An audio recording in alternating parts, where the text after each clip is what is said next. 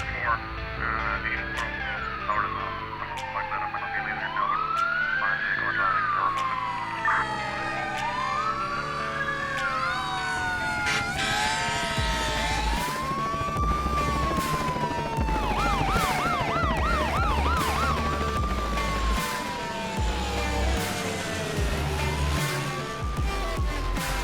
Hey everyone, it's Sam, and welcome back to the 911 Nonsense podcast. To stay in the loop, learn about upcoming guests, and join in the conversations with the Noon community, follow us on Facebook, Instagram, and Twitter. And hey, if you like what you hear in this episode, don't forget to like, subscribe, and share. Your support means the world to us. Join us on this episode of Noon as we sit down with Gianna, a dedicated nurse who has continually strived to excel since earning her license. From starting as an EMT basic, she has progressed to become a nurse and ultimately completed her master's in adult acute care. Gianna now works as a flight NP, a unique and highly respected position. She shares some of her best and worst stories from her remarkable journey. Let's get started. All right, Gianna, thank you so much for joining us on the Noon podcast. How are you doing today? So good. Thanks for having me. Yeah, no, I'm super pumped to have you. You're a phenomenal human being, and you've been doing phenomenal things in the last few years. I'll pay you for that later. Let's go ahead and get an introduction. Yeah, I'm Gianna. Sam and I know each other because she's known me since I was a baby nurse, almost 10 years ago, I think, when I worked downtown. And, we've sort of just like crossed paths for a really long time throughout the years, and we've sort of followed each other throughout the courses of our careers. And I spent a lot of time in the ER, and then I left the ER to fly as a nurse, and now I fly as a nurse practitioner. And I work for the hospital as a nurse practitioner. And I still get to see you all the time, which is so exciting. I know, it's awesome. Yeah, and I just love the people that EMS brought to my life. That's really cool, Gianna. And you're doing some really cool things. And we'll talk about your alphabet soup here in just a little bit. But you did say, we have known each other for a very long time. You were actually one of the nurses taking care of my wife when she was sick in the ER one of the days. And that was you were a baby nurse, like brand new nurse. I think I was like a week off orientation or something like that. Yeah. Man, that would have been 2015. Oh, so I don't even remember. I don't remember. Mm-hmm. It was a long time Yeah. ago, but it's really cool seeing you progress to where you are now.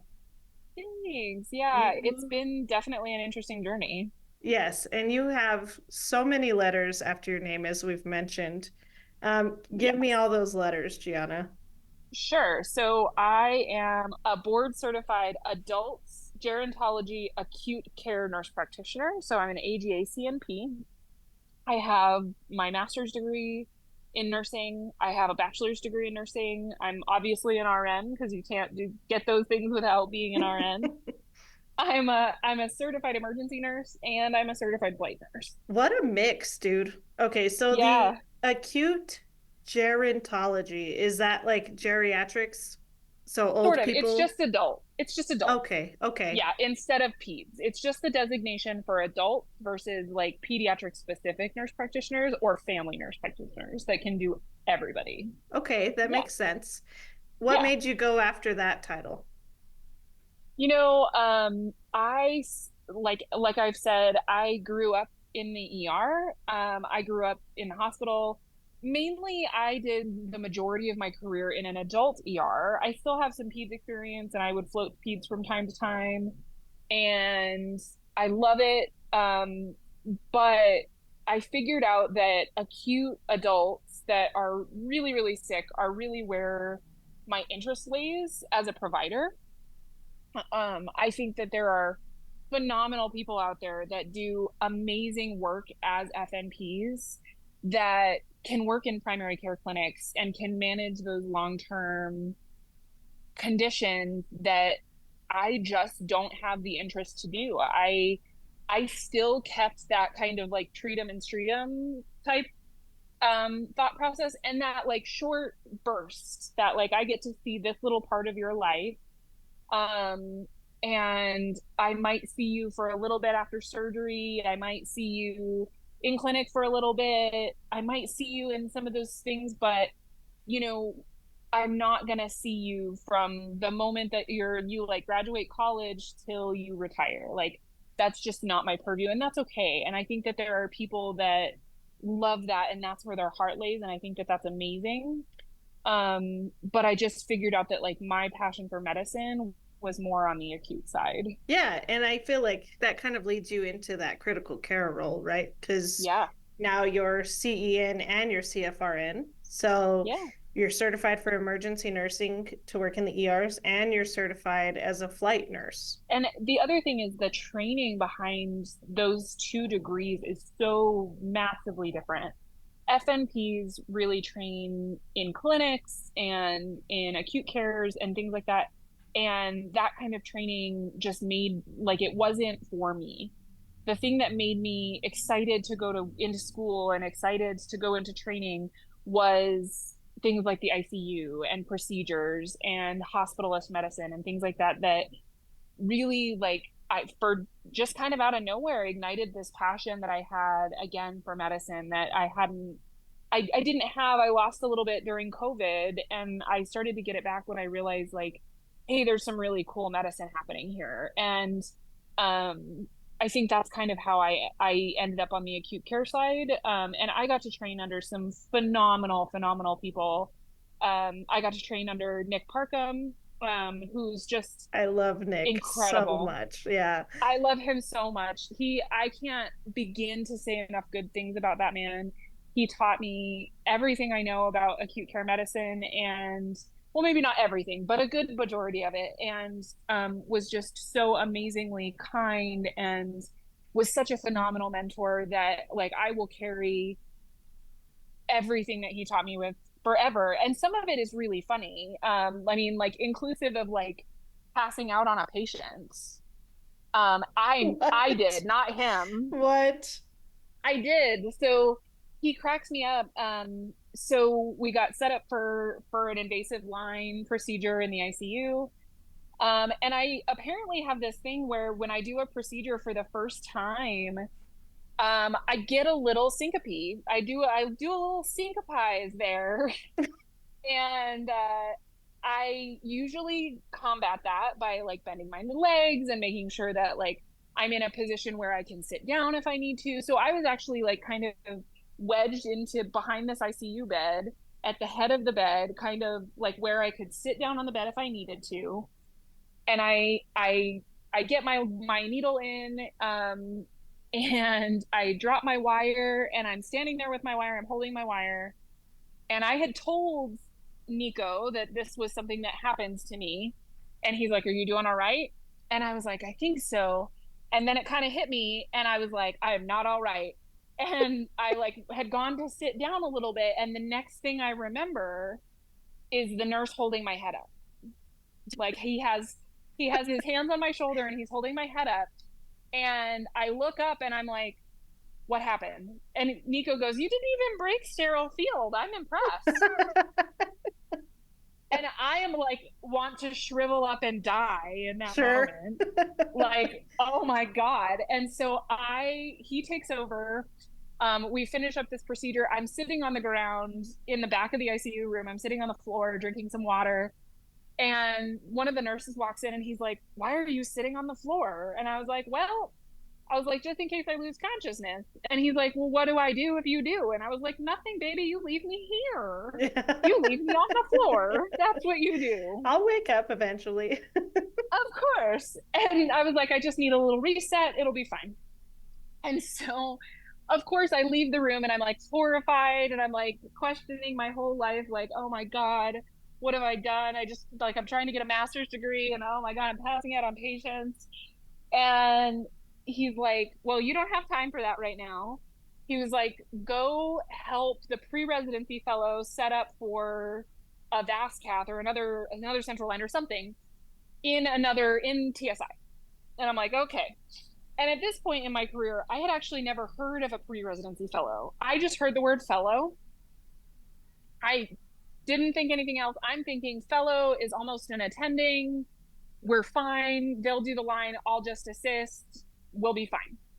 So we go, and she's like talking to me about it, and she's like, okay, so walk me through the setup of this line. And I'm thinking she's like quizzing me. So I set her up for the line. I help her through it. I end up like with the line. We drop the wire. Nico's like, just call me in when you want to verify your wire. We verify the wire. We drop the line. We suture it in. We're done.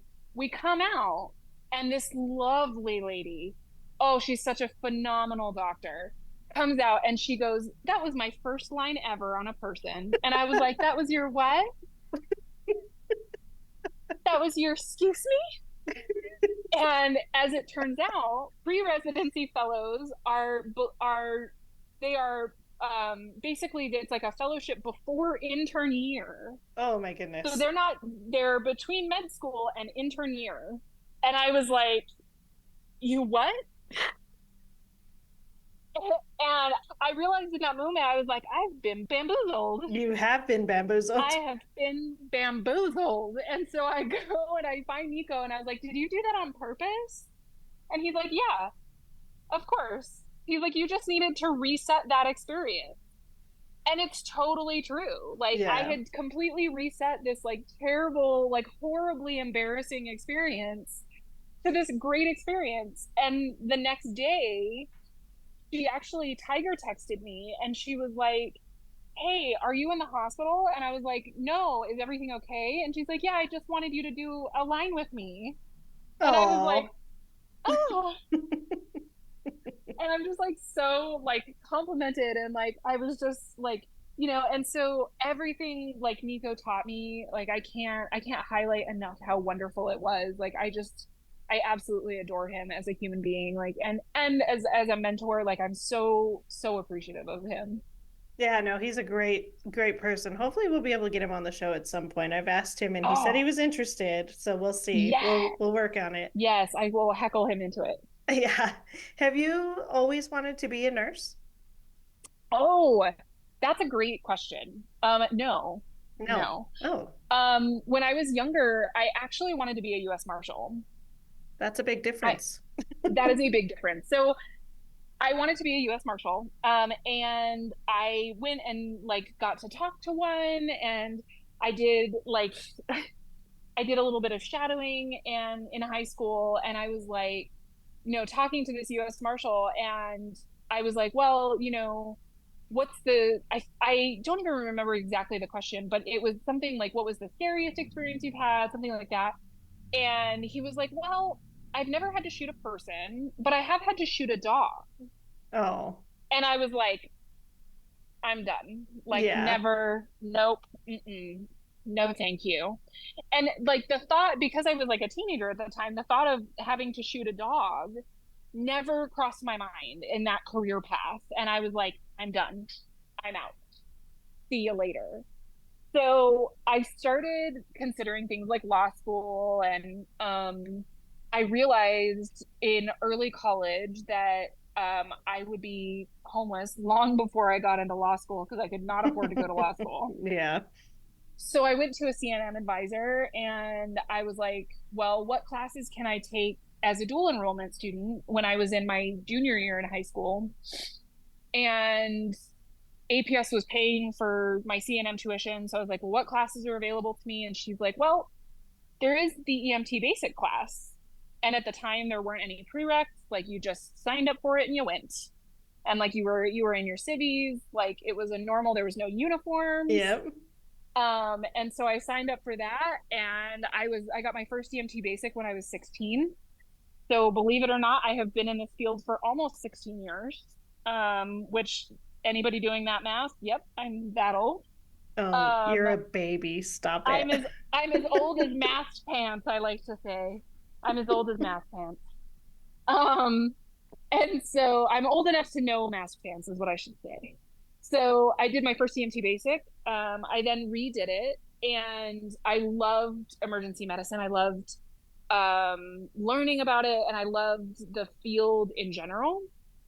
And so when I started to look at like what are my next steps, I looked at paramedic school. I looked at like doing basic to medic, zero to hero, and figured out like, no, that's I don't think that's for me. because I figured out like for the same amount of money and for the same amount of school, I could go and make twice the income, Yep. and was like, hmm. And so I went into nursing school knowing that I wanted to be an ER nurse, knowing that that was my jam. And so it's funny that like when I went to nursing school, all of my like co-students were like, I want to be a peds nurse. I want to be a labor and delivery nurse. And then here I am, like, I want to be an ER nurse. Yep.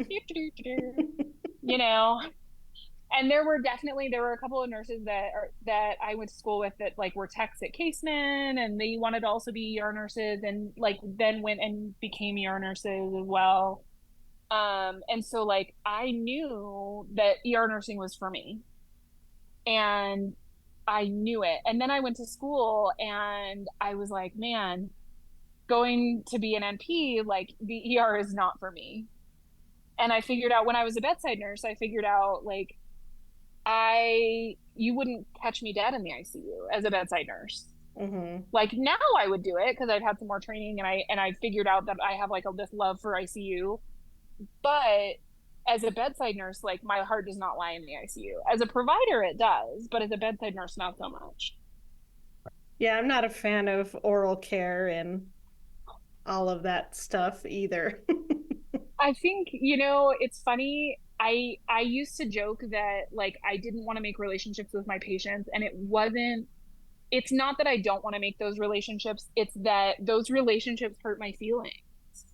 It's that I don't want to get my feelings hurt because I end up loving a patient and I decide like, oh, I love them, and they're so cute and they have such a great story. And then I come in and something disastrous has happened, as it does in the ICU all the time. Because some of my like worst patient stories are patients that I like got to know, and then something disastrous happened and my feelers got hurt. So, the ICU is not for me. You recognize, right, that that's a trauma response. Oh yeah, absolutely. Because there are a lot of relationships that come out of it that are beautiful. Absolutely. And I think for me, like I think the other piece of it is that for the first part of my career is I thrived in that chaos. Yeah. I thrived in, and I still, and to this day, this is not something that has gone away. I thrive in feeling dumb. I thrive in going into things that make me feel dumb because it pushes me to be better and it pushes me to Mm-hmm. learn. And so even though it's like that uncomfortable period of growth, like you're still like, oh my God, I'm in this situation where I have no idea what I'm doing. Because you can't prepare yourself for what the ER brings to you. You can't. Like, there's no way that you can prepare yourself to see some of those things. No. So it doesn't matter how prepared you think you are not. Yeah, like you said with the when you were talking with the trooper that threw out a completely unexpected answer about having to shoot the dog. Well, it's the Yeah, same with people. Like you can't believe what you're going to do until you're doing it, right? exactly. Yeah. We flew out of the city to go pick up a patient, and you get to know a lot of these small cities, right? So Oh, yeah. when we jumped out of the ambulance, there was blood all over Uh the huh. walkway walking up to the door, the ER entrance door. There's blood all over the door. You walk in through the door, there's blood all over the walls, all over the floor, all over the door in front of Uh you. And then huh. you get into the ER and there's literally blood everywhere. And I was like, what Uh huh. happened here? And they said that a patient had come in with suicidal ideations and had actually, right as they pulled up to the ER, had pulled the trauma shears from the EMT and Yep. slit his wrist. And as they're walking him in, they're flailing his hands. Yep. Yes. One of my coworkers was actually also there when that happened, and he joked that it was similar enough to my experience. Yeah. And Yeah. you just Yeah. never know. And it makes you question, like, how many EMTs do you know carry knives, right? Or carry Hmm. their scissors in very easy positions Yep. to grab when you're. Well, and that's why I get so sketched out when people get that close to me. And my scissors are actually tied to me. So like Oh, they that's good. can't go super far from me. Partially because I will lose them, but also for that reason, so that I can quickly get them back if I really need to. Yeah. Yeah, so would you like me to tell the story? Go ahead. Yep. So, How do you classify this story? Is it like one of your worst stories or is it one of your craziest? How would you classify this one? it's definitely one of the craziest things that has ever happened to me. It is definitely the craziest thing that has ever happened to me. I definitely had some residual PTSD from it. Like I still have dreams about it. And I'm still like I'm at the point in my like trauma response of it that now I'm kind of just like fuck that guy. Fuck that guy. You're just angry. Yeah. I'm just mad about it. And it's partially just because I think, there's I give people kind of a wide berth when it comes to mental illness. And like, if you're clinically depressed or if you have bipolarisms or if you have any of these things, like, I'm with you and I will sit with you in whatever it is. But you do not get to inflict harm on other people because you have a mental illness. Yes. That is not acceptable. Oof. And that is really the root of this story. So I went on a crisp spring morning last year. I was working with one of my favorite paramedics ever. Her name's Natalie, and she's amazing. She's so funny, and she had just had a baby. She was like just coming back from maternity leave. And I am already sort of known as like a black cloud. Like people joke that they're like, oh, I'm a black cloud. And no, like weird shit happens to me. Like cue this story. Like just weird stuff happens. Like I get patients that don't look super sick that are super sick. I get patients that are super sick that have no explanation. And this keys in right into that. So we were actually headed up to Santa Fe to get someone with an aortic aneurysm. And so this is pretty much bread and butter for us. Like it's not a super big deal. Like it was kind of like, well, all right, it's obviously a big deal for him, but it wasn't an abnormal call at all. Um, so we get picked up by a ambulance, and we're parking at Chris's, and kind of out of the window I see like a white trailer that I assume is a construction trailer. I believe it's like actually their like mobile COVID response trailer or something like that. Um, but we pull up and where we park, and I hear mechanical equipment start going off. And so that for me, I'm just like, oh, construction, no big deal. Um,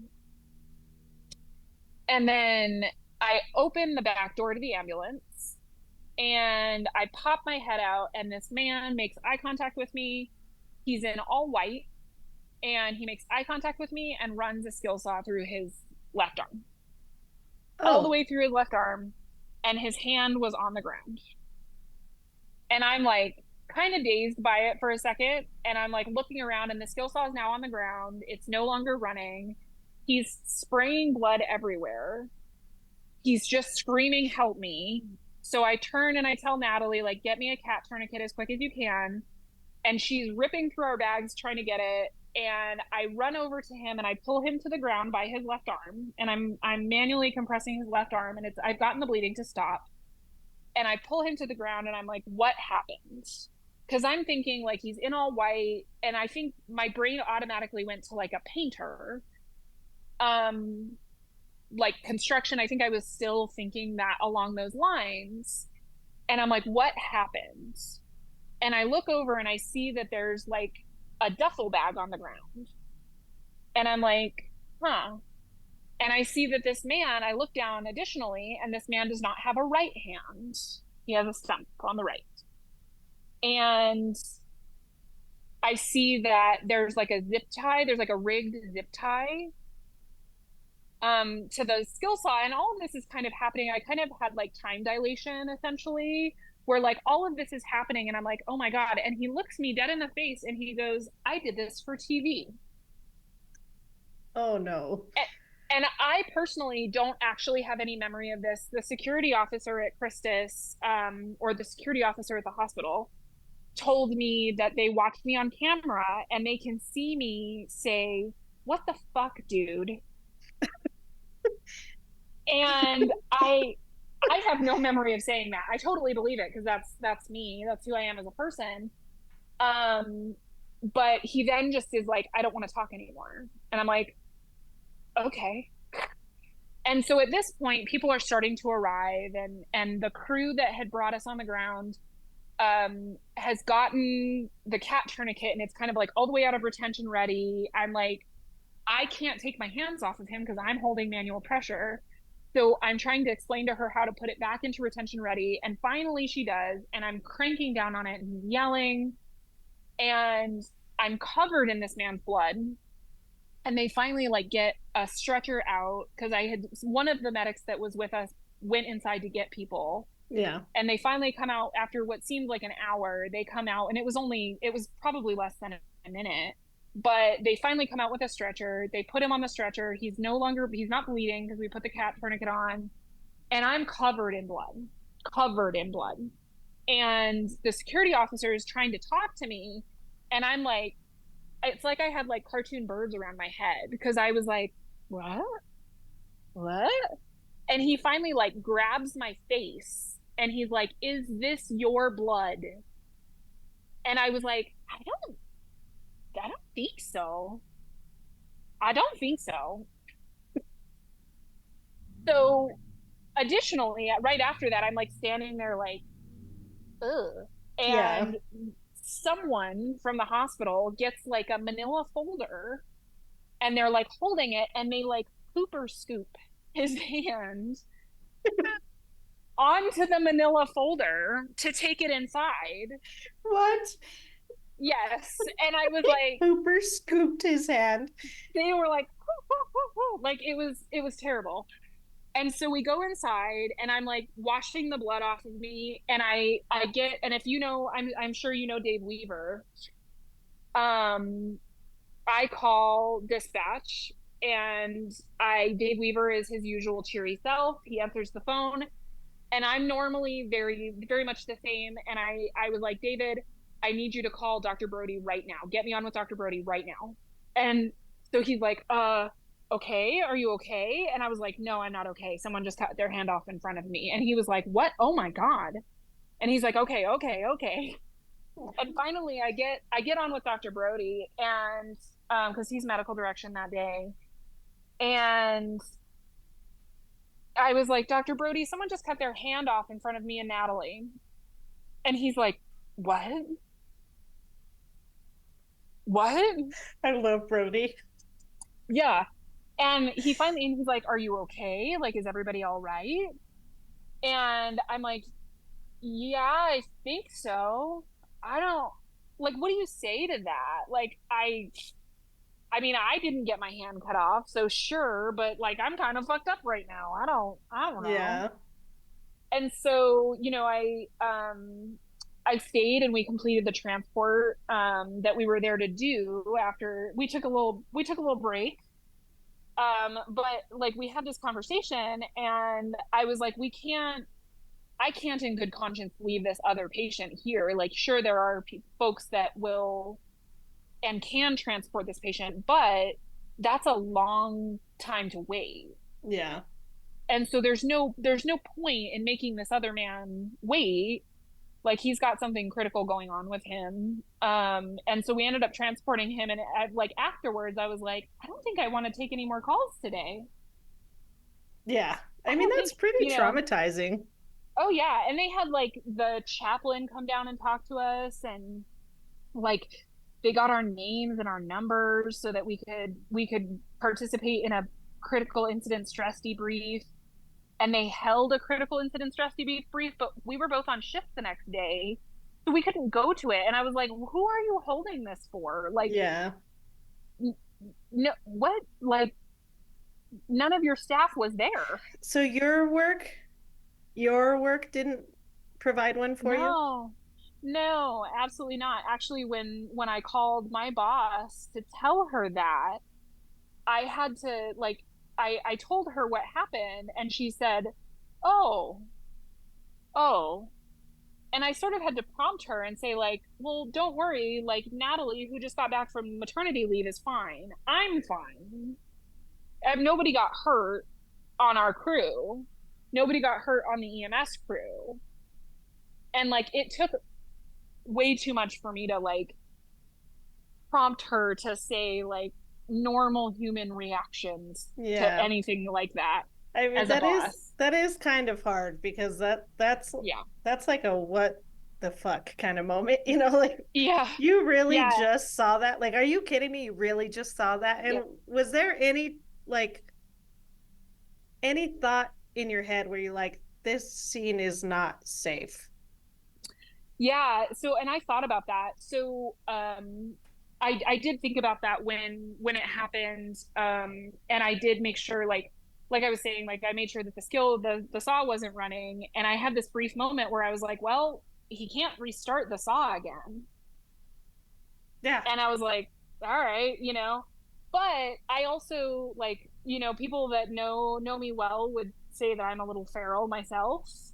And so, and I carry a pocket knife that's well within my reach because I carry it in my jump knife pocket. Um, and so I was like, well, you know, either I wait or this man bleeds out, you know. And so, and unfortunately, what I did not know at the time, but I found out later, was this man had actually tried to check into the ER with his duffel bag that had the skill saw in it, and the intention, it sounds like, was to get into a room and do that, you In know, a room. Yeah. in a room. And I'm assuming, you know, I'm assuming this was all because he wanted to get help right away. And I just happened to be the person that was in the ambulance that pulled up, the first ambulance that pulled up, because they told him that they needed to search his bag. He said no thank you, and he left, and he walked around to the ambulance bay and plugged the skill saw and waited for us to not us specifically, but waited for an ambulance to pull up, and I just happened to be in that ambulance. That's so sketchy, dude. Like Yeah. that it sounds like there was a lot of it sounds like there were quite not quite a few, but there were a few pitfalls where this could have been prevented. Absolutely, absolutely. And you know, I never investigated like how long he spent in that ambulance bay before we pulled up. Nor did I investigate like whether anyone followed him outside to say like, "Hey, why are you acting so weird?" But on the other side of that, you know, I can't expect anybody to go and like investigate every person who acts a little strange because he was alert and oriented and he was allowed to make that decision. And so I can't say that I would have followed him anywhere if I had been at that front desk. And I don't know, like, I don't know that I want to necessarily know how long he was out there without somebody being like, hey, why does this person have a skill saw plugged into our ambulance bay? You know, because I Yeah. don't know that I want to know. Right. And like I think one of the other important questions to ask too is like what was he trying to check in with? Like what Yeah, complaints did he have when he was checking in? Was it for an SI or some yeah, type of mental health thing? And at that point, should security have escorted him off the property if he was unwilling to have his bag checked? yeah. I mean, And that's I think it probably stands to reason that somebody hopefully investigated that. I had just decided like after everything that happened, and after some therapy, that my knowledge of that doesn't change what happened. And so it really just would serve to make me kind of mad at the hospital themselves. And this is not anybody's fault but his. And that's why I say like this person, you know, he had some mental health issues, and it breaks my heart that anybody would feel that they have to harm themselves for any reason. But harm themselves, especially to this extent. Um, and it, but I think the thing that makes me mad about it is that, you know, like I said, like having a mental illness does not give you license to harm other people. And this was harmful. Like this was, I can joke about this now. And there's definitely like I can definitely joke about the things that have happened to me. Um, but this was harmful. Like this was like, thank goodness this wasn't, a member of our CST team that only takes care of neonates. Thank Right. goodness this wasn't a BLS crew that was their first day on an ambulance and they had never seen anything like this before. Like that would have been horribly traumatizing for someone like that. Do you think that in that moment people think of it as being traumatizing to other people? No, I don't think there was any thought process on the impact that this would have on other people.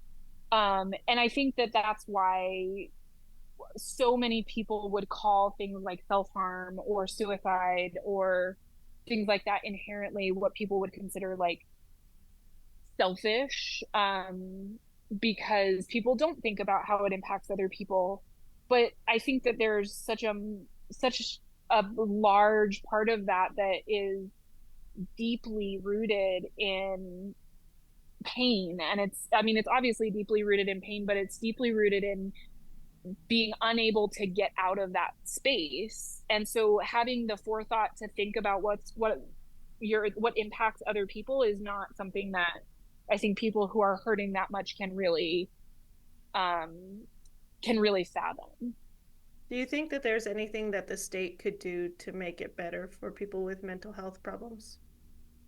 Um, I think ultimately, the root of all evil, as people say, is money. And I think granted, what we need is more facilities and more providers and more money. We need money to pay those people and money to build facilities and money to put into resources for people.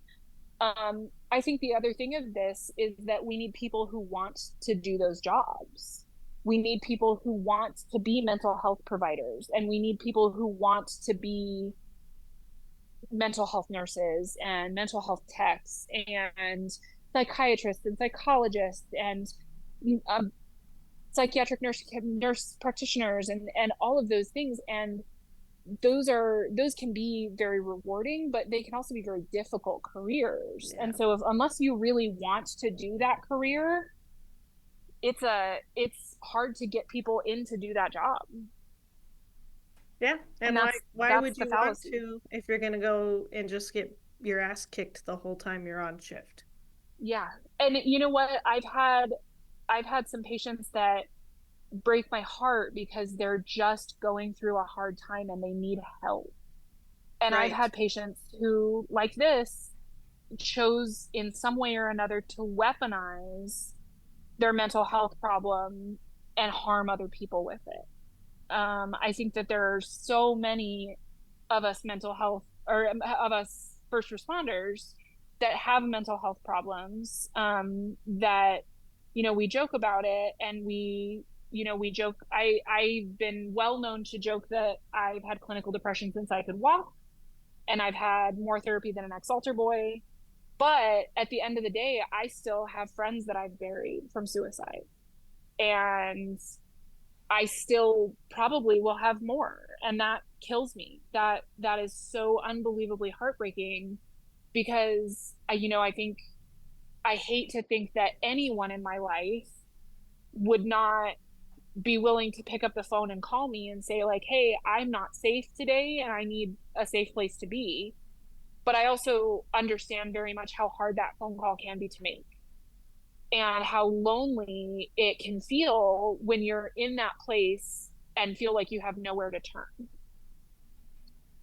Um, and I think that is so pervasive in especially emergency medical services. Like I I can't even begin to fathom healthcare as a whole, but like because my healthcare career is almost entirely in EMS, that's what I know. And those are the people that, my heart hurts for. Because I don't want to wake up and find out that any of my friends felt the need to hurt themselves because they had some demon going on that they couldn't reach out over. Right. And at this point, we're still like too frequently hearing that, you know? Yep. It is Oh quite yeah. often. And it's everybody. It's not just like we obviously have a high statistics with police officers, right? Because there's Yep. not as many police officers as there are nurses. Yep. But it still affects you no matter who it is, right? Oh yeah. And as much as I find our tradition of the black band over the badge or the black band over the emblem to be a community engagement sort of ritual, there is nothing quite like seeing that picture for the first time before it starts blowing up everywhere Yep. and just your heart drops into your stomach and you're just madly texting everyone you know, like, who is it, what happened, calling people. um and I still think that there are people that don't understand. Well, I know that there are people that don't understand that. I was in a relationship with someone who he was not in healthcare. And when I found out that RJ Weisel died, I found out because of one of the Black Band pictures. And I was inconsolable for hours and hours and hours. And I just remember, I remember him being like, I don't understand this picture. I don't understand what's going on. And I was like inconsolable because I couldn't figure out who it was. And then I found out and I was even more inconsolable and he had no idea what to do. And I felt terrible afterwards because I was like, you just don't, like, you see that photo and your mind just kind of melts and you're like, who is it? Like, you just have to know, like, who is Mm-hmm. it? And nobody ever posts anybody's names because they're afraid to be the person that like inadvertently tells a family member. Yeah. Yeah. Yeah, that one's tough. RJ, you're an asshole. I know, fucker. I love him so much. And it still hurts my heart to this day. But I also know so many people that like we're checking in on everybody and we're calling me and calling each other to say like, are you okay? Like, do you need anything? Do you want to talk? And like that, I know would have made RJ happy, to know that he sparked this like public concern for each other that like Yeah. we only get when something bad happens, right? And so like now, like it's funny because I like instituted this policy that like I no longer secretly or quietly wonder about anybody. I'm never ever gonna again be like, man, I wonder if that person's okay. Like I just reach out to them and Yeah. I'll stop people and I'll say, or I'll text them or I'll call them and I'll, hey, are you okay? I'm just worried about you. And I also like very aggressively tell people that I love them and I'm proud of them because it may be like something that they haven't heard in a while. Mm-hmm. And like, who in our industry isn't doing something fucking rad? Like your amazing podcast and like Yeah. new jobs and doing all these things that like deserve somebody to say like, I'm so fucking proud of you and like you're doing this amazing thing. And um so like now it's like I'm gonna make it weird. I'm gonna make it real weird. Yeah. Like I Fucking fucking make love it you and weird. I'm so Yep. proud of you and like if nobody's told you, like you're wonderful and I just love you. Do you know Thomas Boyd? I do know Thomas Boyd. Yeah, so he walks around and he tells everybody I love you, and he does it in the most awkward, loving way, and it's amazing. I love that I about his love it. personality. I It's love that. it's amazing. So I heard a really like sad statistic that made me really think the other day, Yeah. and um they said that men don't ever receive flowers until it's at their Oh, funeral. oh, Yeah, that and is that made really me sad. so sad. So I think I'm gonna start like R- randomly buying flowers and and giving them Like out take to them to work. people. Yeah, and giving them There you out to go. men, not women, and then also Yeah. men don't get complimented like on their shirts enough. You know what I mean? Like they might think they look good, Yeah. but they never get complimented on it unless it's by like a spouse. Wow. So I Interesting. think we really just need to go out of our way to make not just men, but everybody like feel better about themselves and not be Yeah. like fake about it, right? Like this goes into your No. like personality and into your attitude. Like don't worry about making your day better, worry about making somebody else's day better. Yeah, and you know what's funny is I my dad is very non-medical, and my dad is just one of those people that, like, my dad would give you the shirt off his back anytime, and I very much learned that from him, where I'm like, I can help you with that. And so it's funny because I sort of adopted that in how I deal with being uncomfortable. Mm-hmm. So, like, when I go to the gym, when I start to get that like weird myopic, like everybody's staring at me and I feel weird and nobody thinks I should be here, Yeah. like I start to like externalize that weirdness by being like, I love your gym shorts, or I love your gym clothes, or I just think you look like such a happy human being here at the gym today. And like people respond so well to it. And like they're so caught off guard because I think they're like expecting somebody to be like, you're doing that wrong, or say something critical. And it's just, you're just like, I just love your energy today. And like, I love your shirt, or I love your gym clothes. Like it's, it's the weirdest way to like externalize that awkwardness. And it makes everything more human. It Yes. now, like, these people are just like people at the gym, and like they're not like people that are like staring at me like, why are you here? And I do the same thing at the grocery store like all the time, and I'll like make things weird just because it makes kind of catches people off guard. And like I do it all the time in elevators, especially like at Atlantic. If Oh, somebody else elevators gets in are the the elevator, best. oh yeah, like if somebody else gets in an elevator with me and I don't know them, I'm like, I'll like say something weird and I'm like, I bet you're wondering why I brought you here today.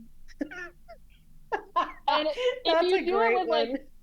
if you do it with a weird face, and I'm like, or if you like get into an elevator and you're like, all right, nobody fart. And like everybody is so like caught off guard by it that like 9 times out of 10, it like spurs some like weird conversation, and you're Yeah. like, all right. And at the very least, you're just like, somebody is gonna go and be like, man, I just had this really weird interaction in this elevator. I love that we're at a point That's me. in like our culture right now that we do that. That like Oh yeah. being weird is more accepted now than it was 10, 15 years ago. You know what I mean? Oh yeah. I am one of Oh yeah. the weirdest, most awkward people. And I say, like, I'm socially awkward. I say some of the weirdest or Same. stupidest shit in public Me too. circumstances. Me too. And you know what's funny is one of my favorite nurses that I ever trained, her name's Stephanie Carlquist, and I hope she listens to this because I adore her. I think she's fantastic. I was standing with her in trauma one day. We were studying, or we were training in trauma, and we were having this conversation, and I don't even know what the conversation was about, but it was like me and her, a resident and an attending, and we like kind of finish out the conversation and it gets a little quiet, and she goes, I hate this. And then she just like walks away. And I was like, what just happened? And it was like, it was the perfect like picture of her personality. And I was like, I stole it like in that instant. I was like, I'm doing that. I'm doing that. And I do it. And like when I'm in those situations where I'm like, this is uncomfortable, I will just say it. And I'm like, I hate this. This is so uncomfortable right now. And then I like You just leave. call it out for what it is. I just call it out, but then you leave. You're just like, all right, well, I'm gonna go. See, I'm not, I try to fill it. I'm a filler. Like, I want to fill that. Yeah, I am, so, okay. I that's can why we get along. sit, yes, I can sit in a room with other people by myself and be completely fine not talking. But I Oh yeah, recognize that that makes other people uncomfortable. So I try to fill it with stupid nonsense conversation or like yeah. really poor lesbian jokes. Amazing. Yes. Yeah, I always pop out the Yes. lesbian jokes. Those are the best. I like them. Those I love it because like awkward jokes, weird facts about Oh, otters. yes. Like who if you are sitting in a room with a stranger and they're like, "Can I tell you a fact about an otter?" You're never going to be like, "No." Yeah, what the You're fuck? never going to say no to that. It's great. I love random facts too.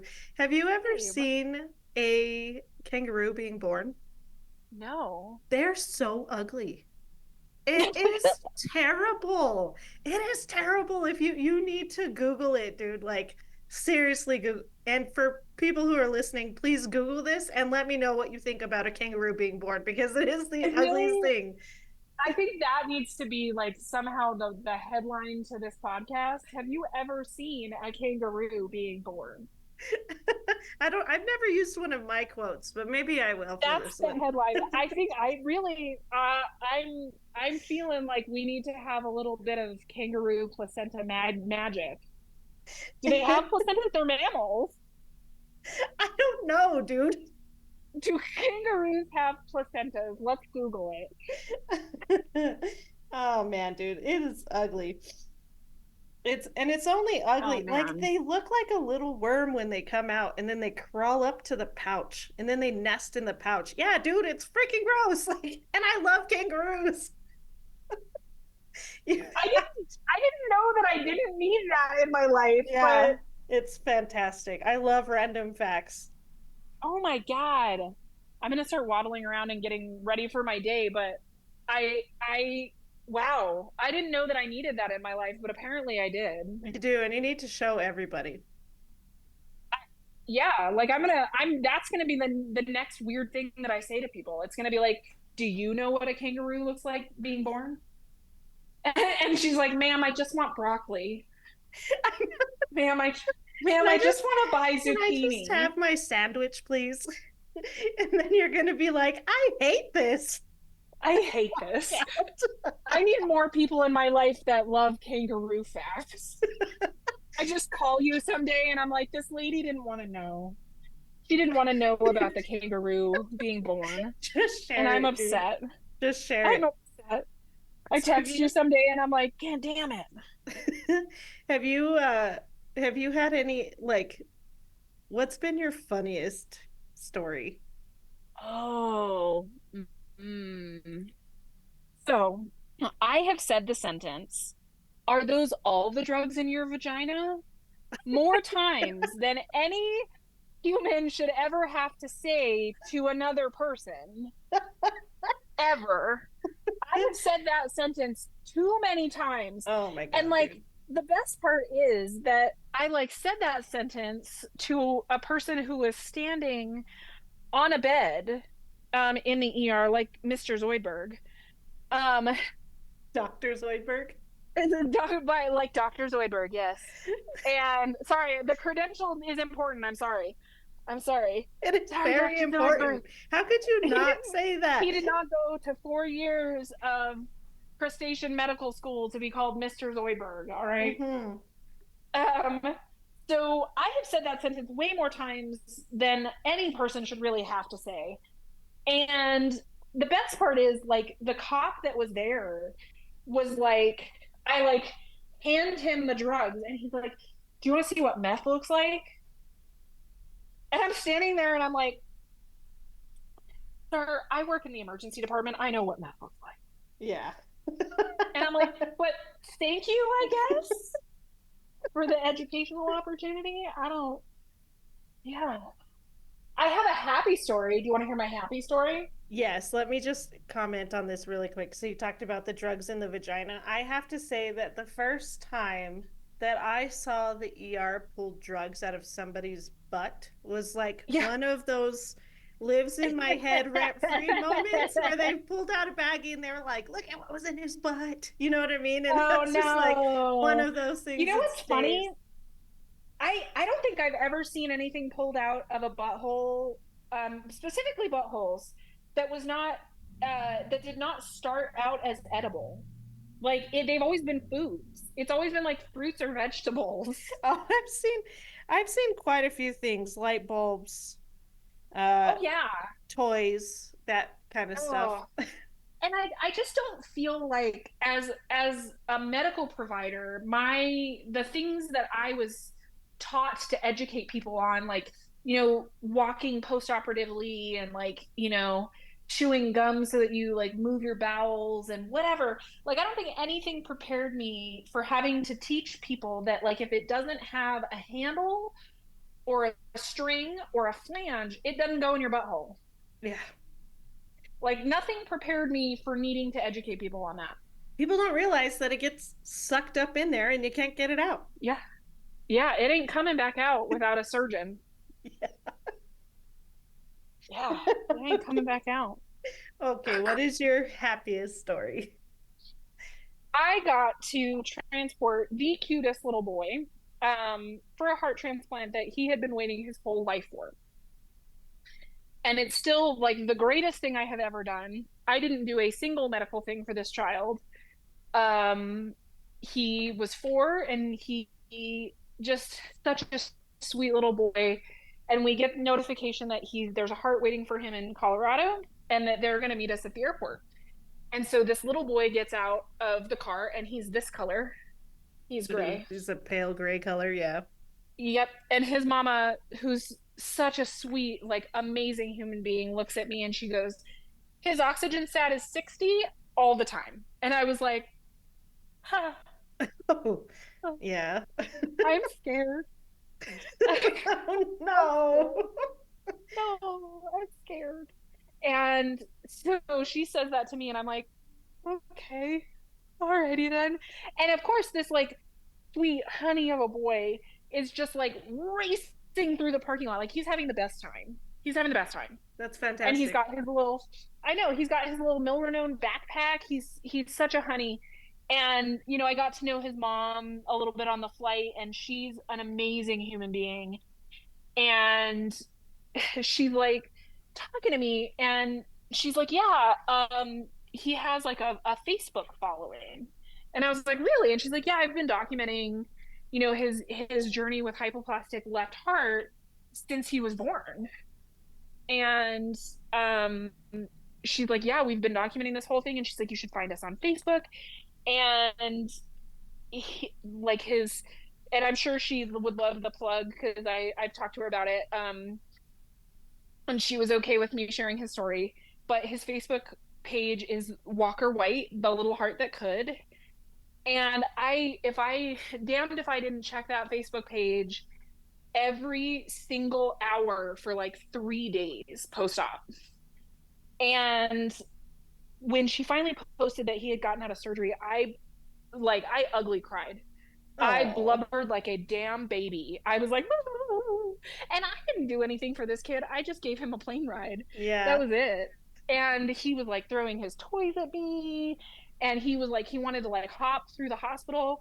And in the midst of like hopping through the hospital, he then could not breathe. And like, then I got to carry him. And um, just such a sweet, amazing little boy. Like, so cool of a person. And like to this day, like I kind of joke like the best thing I have ever done is not do anything because I didn't do a damn thing for him. And it was still like the coolest thing that I've ever been a part of. And so like that, like nothing will top that feeling ever, I swear. Yeah, no, that's amazing. I love some of the simplest calls we get to do. We don't actually do anything. And they're some of the most impactful. It's amazing. Oh yeah. I will never forget that. And like he's now this like amazing, like rambunctious, like kindergartner, and he's running around and living his best life. And like just the fact that I even like got to witness that is like so unbelievable to me. Yeah, no, that's really, really cool. That's like kind of my reference point for like people who want to get into flight medicine. Like that's the kind of thing that like you get to do that nobody gets to see. Yeah. Like nobody gets to see that like these opportunities that won't come anywhere else. Like you will not get those opportunities anywhere else. Yeah, no, it's true. We get to see, and I think that's part of why the medicine is the best, right? Because we do get to see a lot of different sides versus being in an ambulance Oh or in yeah. an ER. Oh yeah. Oh, absolutely. And you know, I've had some really insane calls. I've had calls that I was like, what just happened? And I've had calls where I go home and I'm a mess for a day or so because they just hurt my heart. And that was one that like I that kid, his mom, like I have a shirt from them that I like every time I see it, it like makes me smile. And I just, that kid is amazing and so cool. He's such a cool kid. And like just his story is phenomenal. And his mom is amazing. Like his mom is so incredible, and everything that she's done for that kid is just unbelievable. That's awesome. And it's awesome that we can now follow his story, right? Yeah. Yeah, he has an incredible story.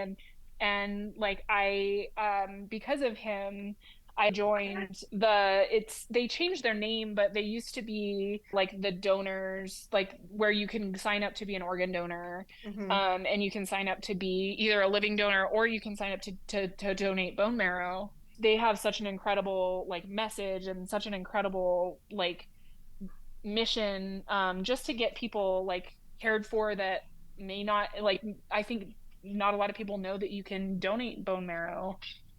And so I think, like knowing that kiddos like Walker exist makes me as a provider also more appreciative of people who are organ donors.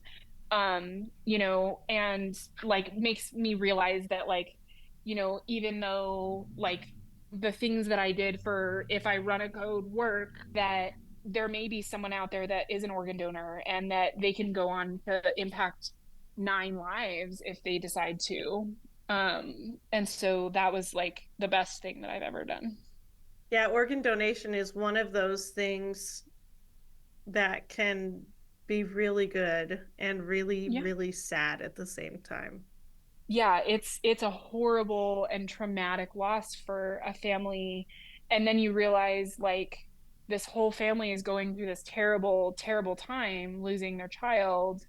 And then you see the other side of it, that's like kids like Walker, who now he's got years and years and years ahead of him because something terrible happened. Yeah. And I think that's kind of the strange dichotomy of organ donation, especially in like kiddos, is like this like stark realization that like even though Walker is now living this amazing life, and he's getting to go be this like amazing rambunctious incredible kid, that there's a family out there that is going to grieve that loss forever.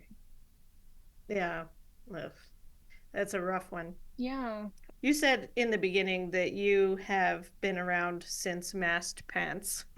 Mask pants, I have been around since mask pants. What has been your favorite medical upgrade? Oh, my favorite medical upgrade. Um, the Pure Wick. Only Oh, for that's a the good pure choice. only for the pure comedy that they provide. Yes. Yeah, the pure comedy of like people calling them cooter canoes. Yes. And yeah, what else? I've heard like some really fascinating like ways of naming them. Um and yeah, like they don't work super well. And so my introduction to them was a little bit different. My grandmother, who was very, very private of a person, and I never really knew sort of what was going on with her health, but she called me one time when she was admitted to Christus, and I went up there to deal with some issues, and she's like, well, I have to pee. And I was like, all right, well, let me go get some gloves and we can get you to pee and whatever. And she goes, no, I have that suction thing. And I was like, that suction thing? I was like, what are you talking about? And I literally was like, Grandma, do you know what month it is? Like, do you know You who's the started president? checking her. Who's the president? And she's like, why? And she's like acting like I'm the crazy one. And I'm like, you're saying you have suction hooked up to your hoo-ha. Like, what do you mean I'm the crazy one? And then months later, the Purewick came out at where I was working, and I was like, oh, he wasn't crazy. Because of course, like at the time, she was so private that she was like, "Oh, never mind." Well, that's pretty cool. Pure Wick may not be 100% of the time, but it works at least 100% of the time, 60% of the time. Oh yeah, Yeah. yeah. Yeah, yeah, yeah. And don't get me wrong, there's some phenomenal like upgrades in the world of medicine. And, like people are doing amazing things with ECMO and getting to see some of these like pre-hospital ECMO things and be a part of those things. But I gotta tell you, that Pirowick man, that's some pure medical genius right there. Yes. Yeah. Have you seen the inflatable pool beer wick? The what? Sam, do you know who the president is? It's an inflatable pool toy and it's a fucking pure wick, dude. It's I don't amazing. even have a pool and I think I need that. Yeah, you can probably find it on Amazon. Have you seen like the pictures of people dressing up as Purewicks for Halloween? Yes, yes. Like I couldn't think of a better Halloween costume than that if I tried. Yeah, you need to have somebody dressed as the pure wick and somebody dressed as the canister with yellow fluid in it, Yes. and they're connected. Yes. Obviously. There was one that like it came out of the top of her head and she was like holding the canister, and I'm like, that is really not to scale, but I love it. Yeah, that's hilarious. I know. I know. Oh, that's what a great choice of an answer, dude. And I know you're cutting it close to time, but do you want to talk or do you feel comfortable talking about like your worst call? Yeah. So my worst call, uh, oddly enough, I joke, and this comes kind of back to my joke that I'm a black cloud. I had a pretty regular partner, named Nick, who's a great medic and he's a great nurse now. Um, and we worked a Christmas shift together. And I sort of joke that the bad things happen on Christmas. And maybe it's just because it's Christmas.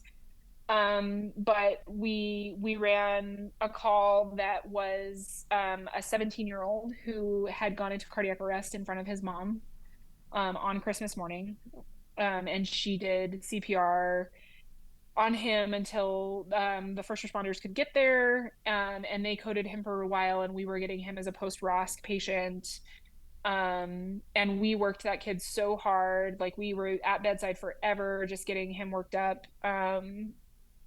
And about 5 minutes after we dropped him off, we had done all this work and we couldn't take mom because it was the middle of flu season and he had the flu and he had this, that, and the other. And in terms of respiratory diseases and or respiratory disorders. And so we got there, and within about 5 minutes, he rearrested, and his mom, who I had talked to pretty extensively at the sending facility, came in, and I brought her in and sat with her, and kind of all of the nursing staff kind of left after they called it. And I just remember like the weight of her body as she kind of like clung on to me. And I think everybody sort of assumed that because I had been the point of contact on the call for her, that like I was good to just take over, chatting with her. And it, I still like to this day can like feel the weight of her body on me as she's like crying for her kid, and who's almost an adult, and he had just had like a terrible terrible asthma attack, and um ended up arresting from it. And I still just like, kids get me. I will always say that kids are the worst calls for me. They just hurt my heart. And I think there's definitely, I know some providers that are like pretty cavalier about kiddos being really sick or kiddos being really injured. And I sort of to this day like will say like, if I get to a place where really sick or injured kids don't hurt my heart, I will probably leave medicine.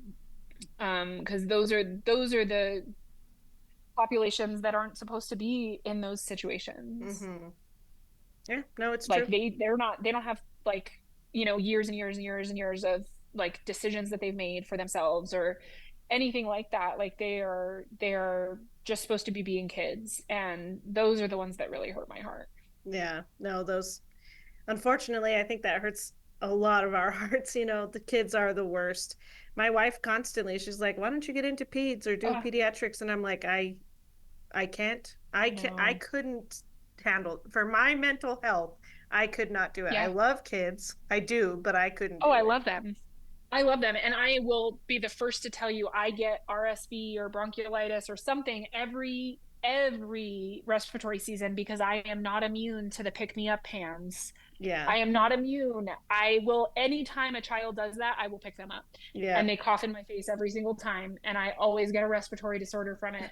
And I regret nothing because I love them and I love hanging out with them. And I was cross-trained in peds and I worked in peds from time to time to help out. And I love doing it. But it hurts my heart. Yeah.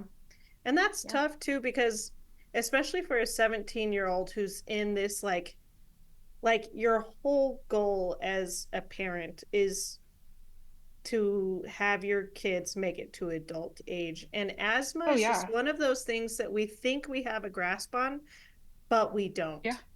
Yeah. And there was nothing like the last couple of like kiddo arrests that I've had have been just phenomenal families that like doted on these kids and loved them. And there was no like concern for abuse or neglect or all those horrible things that we see normally.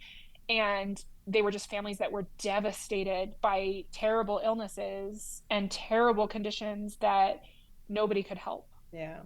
And that's the heartbreaking thing is like I had one a couple months ago that, she was really little and like her family, we talked extensively about goals of care at bedside, and her parents talked about, all the way to Albuquerque, talked about how much they loved her and they doted on that little girl and how much they doted on her sisters, and they still do, I'm sure. And just these phenomenal people and phenomenal parents. And I just, like in that moment had to sort of stop and be grateful that like this wasn't a non-accidental trauma and this wasn't an abuse case or a neglect case. It was just a horrible health condition that couldn't be helped. Yeah. Yeah. And those are the worst. I mean, it's hard to say because we see so much abuse here in the state and we see so Yeah. much anger from parents, and it just Yeah. it's hard when it's not that. It's hard when it is medical, purely medical.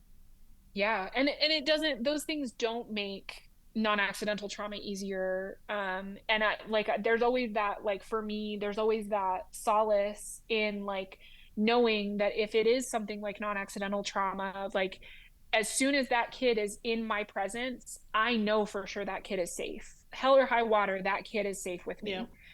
And I know that, but I can only say that so much for a kid with a terrible asthma condition or a terrible chronic condition or something going on with them medically. Like there's only so much that I can do, and I will do everything that I can do, but I can't say like I'm going to remove you from this situation and you're safe in my arms. And like, and that's a really hard realization to come to. It is. It is. Yeah. Peds are always going to be hard. Oh yeah. That one's tough, Gianna. Well, Yeah. I want to give you the opportunity because we're coming up towards the end Yeah. to Yeah. do any plugs or shout outs or anything that you feel that we didn't talk about in the next few minutes. Yeah.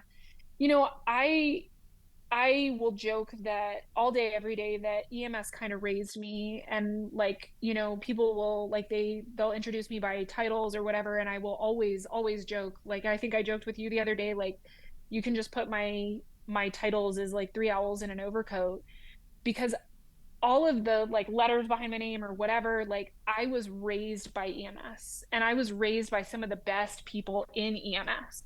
I have dear friends that I work with in my current job, like Nate Levin and some of those folks that like they've known me since I was 21 and they've known me since I was a baby nurse, and you and folks that have known me forever and like seen me grow through my career and really like raised me as a provider. I still have things that folks like you and Nate and all these people have taught me that I will carry with me throughout my whole career. And I think those people are such a phenomenal support system and such a phenomenal way to grow a career because I didn't have like one little unit of people. Like was in the ER and then I left for a little while. I left for a whole shocking 9 months. And the day I came back, it was like I had never left because there were folks that I knew and folks that I loved that were there to welcome me like I was family. And I am so unbelievably grateful and I'm so unbelievably lucky that these amazing folks in EMS essentially raised me in my career. Um, and I can't say enough good things about them. That's fantastic. That's Yeah. amazing. And there's really, it's true. Like, but we do have amazing providers in every field. But I do think that a lot of people would benefit from riding on an ambulance every once in a while, you Oh know? yeah. I thoroughly and completely believe that every single nursing student should have to take their EMT basic. Every single one of them. It would make better nurses. I also believe that, nurses should have to do time in almost every unit so that they learn where everybody works and the hardships that everybody works on. I think those things are so, so important, but those things like they make providers. And I know nurses that they're like, I want to be an L&D nurse and that's all I've ever wanted to do. And like, that's amazing. That And they is probably amazing. wouldn't benefit from working in the ER, No. but they're phenomenal nurses anyway. Yes. And, yeah. And I think thinking about it, like, I think the only other thing that I want to say is like, thinking back to people like RJ, like there's such a huge community in EMS that, if people are having a really hard time and they're having thoughts about hurting themselves or they're feeling so isolated and alone, I absolutely guarantee that there are people out there that they know. Like if they know me, they are always welcome to show up at my house. Even if they don't know me super well, they're always welcome to reach out to me. Because I guarantee there are a host of people in EMS that would rather listen to everything going on with them than to listen to their eulogy. And I think that is such a profound thing about EMS, that there's this community that even if we don't know each other well, like we can be there for each other and that we can kind of stop and band together over these like terrible things that happen to us all the time. And, some of the good things, but like I can't begin to say that enough is like if you are having those feelings, like reaching out will make a world of difference. And like you're not alone. There are so many people out there that love you, and even if it's hard to feel that right now and it's hard to know that right now, like there are people out there. Yes, always. There Yeah. are always people out there who are willing to listen. And Yeah. if part of your problem is you don't want your peers to look down on you or whatever feelings that you're having where you don't want to reach out to your peers, there's the National Suicide Hotline. And there are plenty of programs. Yes, there are plenty of programs for EMS, even if your problems aren't EMS related. Yeah, even if you don't want your peers to know that something's going on with you, like reaching out to say like, "Hey, can you help me find someone for a family member?" Sure. No problem. I don't have any skin in the game here. Like I will help you find someone for you. I'll help you find someone for a family member. Like I just want to make sure you get help or that your Yes. family member gets help. So if you lie to me every day all day that it's not you, I don't care as long as that person gets help. No Yeah, matter who it is. there's no judging. There's no judging. Nope. And Nope. if you're having judging, find somebody else because that's just Yeah. inappropriate. Absolutely. And like it doesn't matter if I know you super well. If not, like I'll make you a meal and you can sit on my couch and my dogs will be personal space invaders and we'll get you through that day or whatever it is. And the fact that I know for a fact that there are such a large community of people that feel exactly the same way is really a big part of what makes EMS so incredible to work in. I agree, 100%. Yeah. And Gianna, I appreciate you so much. And I just want you to know, like, how fucking proud of you I am. Like, watching you go from where you are, watching you go from where you are to where you are now, like, has been an amazing journey for both of us. It has been Thank you amazing, so Gianna. much. You are so welcome. I love you so Thank you much, so friend. much. I love you so much, and I've learned so much from you over the years, and I just love seeing you and getting to yell at you randomly at random airports, and I will always yell at you. That's all right. I'll take it. Thank you so much for having me on here. Yes, no problem. It has been an absolute pleasure. I've had so much fun. I'm gonna go Google how kangaroos are born, by the You way. should. You should do it totally right now. I will. Have a All good right. day, Gianna. Talk to you soon. Bye. Thanks for tuning in. If you're enjoying the show and want to show your support, be sure to check out the Noon merch store on Bonfire. Find the link in the description below. Also, if you have any guest suggestions or if you're interested in being a guest on Noon yourself, visit the website at www.samspursuit.com to get in touch.